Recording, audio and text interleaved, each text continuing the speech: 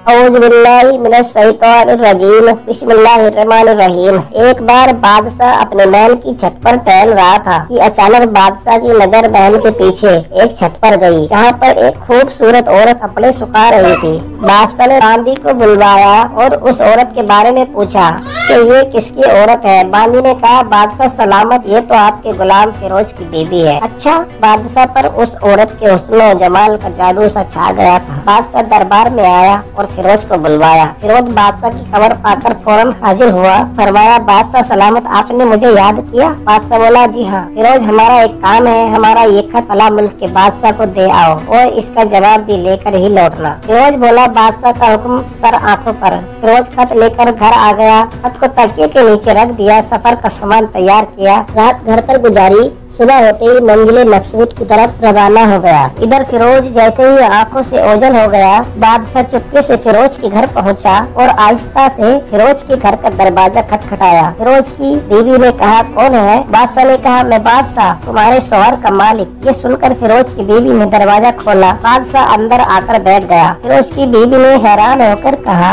आज बादशाह सलामत यहाँ हमारे गरीब खाने में? बादशाह बोला, मैं यहाँ मेहमान बनकर आया हूँ। फिरोज की बीवी ने बादशाह का मतलब समझकर कहा, मैं अल्लाह की पनाह चाहती हूँ, आपके इस तरह आने से मुझे कोई खैर नजर नहीं आती। बादशाह गुस्से में बोला, ए लड़की, ये क्या कह रही हो? शायद तुमने मुझे पहचाना नहीं, मैं बादशाह हूँ, तुम्हारे शौहर का मालिक। फिरोज की बीवी ने कहा, बादशाह सलामत, मैं जानती हूँ कि आप ही बादशाह हैं, लेकिन बड़े बुजुर्ग कह गए हैं कि शेर को चाहे कितनी भी तेज भूख लगी हो, वो मुर्दा तो नहीं खाना शुरू करता। और कहा, बादशाह सलामत, आप उस प्याले में पानी पीने आ गए हैं जिसमें आपके कुत्ते ने पानी पिया है। फिरोज की बीवी का ये बात सुनकर बादशाह हक्का बक्का रह गया और वो शर्म से उल्टे पांव लौट गया। जल्दबाजी में वो अपने नालैन चप्पल वहीं भूल गया। ये सब तो बादशाह की तरफ से हुआ। अब फिरोज को आधे रास्ते में याद आया कि बादशाह का दिया हुआ खत तो वो घर पर ही भूल आया है। उसने घोड़े को तेजी से वापस मोड़ा और अपने घर की तरफ लपका। फिरोज अपने घर पहुंचा तो तकिए के नीचे से खत निकालते वक्त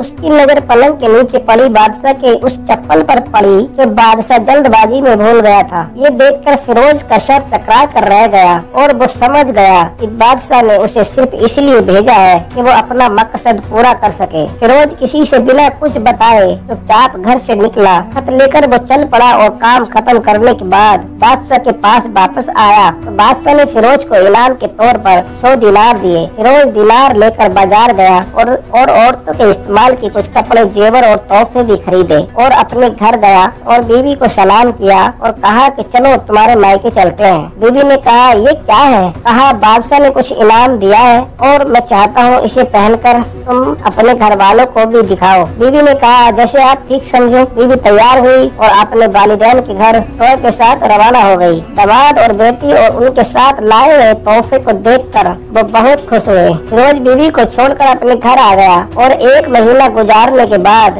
न बीवी का पूछा न उसको घर लेकर आया। फिर कुछ दिन बाद उसके साले उससे मिलने आए और पूछा कि फिरोज, आप हमें हमारी बहन से नाराजगी की वजह बताएं, वरना हम आपको काजी के सामने पेश करेंगे। इस पर फिरोज ने कहा, अगर तुम चाहो तो कर लो, लेकिन मेरे जिम्मे इसका कोई ऐसा हक नहीं जो मैंने अदा न किया हो। ये लोग अपना केस काजी के पास ले गए तो काजी ने फिरोज को बुलाया। काजी उस वक्त बादशाह के पास बैठा हुआ था। लड़की के भाइयों ने कहा, अल्लाह पाक बादशाह सलामत और काजी साहब को कायम और दायम रखे। काजी साहब, हमने एक सरसब्ज बाग, दरख्त जो फलों से भरे हुए और साथ में एक मीठे पानी का कुआं इस शख्स के हवाले किया था, तो इस शख्स ने हमारा बाग उजाड़ दिया, सारे फल खा लिए, दरख्त काट दिए और कुएं को खराब करके बंद कर दिया। काजी ने फिरोज की तरफ मुतवज्जो होकर पूछा, हाँ तो लड़के, तुम क्या कहते हो इस बारे में? फिरोज ने कहा, काजी साहब, जो बाग मुझे दिया गया था वो उससे भी बेहतर हालत में वापस किया है। काजी ने पूछा, क्या इसने बाग वैसी ही हालत में वापस किया है जैसी हालत में पहले था? उन्होंने कहा, हाँ वैसी ही हालत में वापस किया है, लेकिन हम बाग वापस करने की वजह जानना चाहते हैं। काजी साहब ने कहा, हाँ फिरोज, तुम क्या कहते हो इस बारे में? फिरोज ने कहा, काजी साहब, मैंने बाग किसी बुग़्ज़ या नफरत की वजह से नहीं छोड़ा, बल्कि इसलिए छोड़ा कि